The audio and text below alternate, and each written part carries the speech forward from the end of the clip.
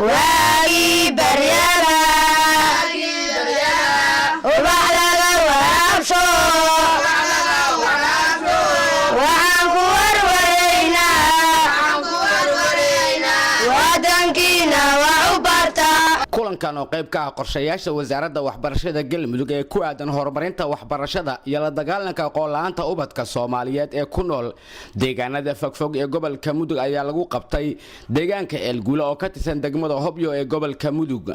kulanka oo isugu jiray dhiirigelin iyo in waalidiinta lagu baraarujiyo in ay carruurtooda wax baraan si loo dhiso mustaqbalkooda ayaa waxa ka qayb galay mas'uuliyiin waalidiin iyo ardayda wax ka barata dugsiga hoose dhexe iyo sare ee degmada Eelguula ugu horreynna kulanka waxa ka hadlay qaar ka mid ah maamulka iskuulka Eelguula oo iyagu sharaxaad ka bixiyay ujeedka kulanka iyo faa'iidada ay waxbarashadu u leedahay jiilka soo koraya xafladatan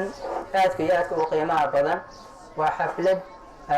ka turjumaysa ama ujeedooyinka loogu talagalay ay tahay waxay koobaysaa waxa weeye kooban aan u talagalnay inay noqoto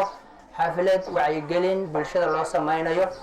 oo lagu wacyigelinayo waxbarashada iyo muhiimadda ay leedahay sidoo kale xafladan waxaa qaybo badan ay ka koobnaan doonta insha Allah ardayyin qalin jabiyay in shahaadooyinkooda la guddoonsiiyo dhanka kale waxay xambaarsan tahay inaan sidoo kale samayno wax la yiraahdo qiimeyn ama wax la dhiirigelin aanu dhiirigelinayno macallimiintii munaasabada kulanka intii socotay ay ka hadleen waalidiin arday iyo bulshada qaybaheeda kala duwan ayaa waxa ugu dambeyn ka hadlay gudoomiye ku-xigeenka deegaanka Eelguula Raaga Xaashi Cabdi oo isagu sheegay in horumar kasta lagu gaari karo in la helo wada shaqaynta maamulka iyo bulshada iyadoona qaar ka mid ah ardayda wax ka barata dugsiga Eelguula halkaas lagu guddoonsiyo abaalmarino ku aadan dadaalkooda waxbarasho waxaan rajaynayaa meel haddii aan maamul ka jirin ama nidaam iyo kala dambeyn ka jirin inaan guushan quruxda badan la gaarin waxa lagu gaaray alxamdulillah rabbil caalamiin ilaahay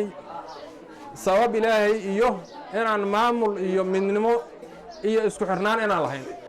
Cabdirisaaq Maxamed Axmed warbaahinta qaranka Soomaaliya gaalkacyo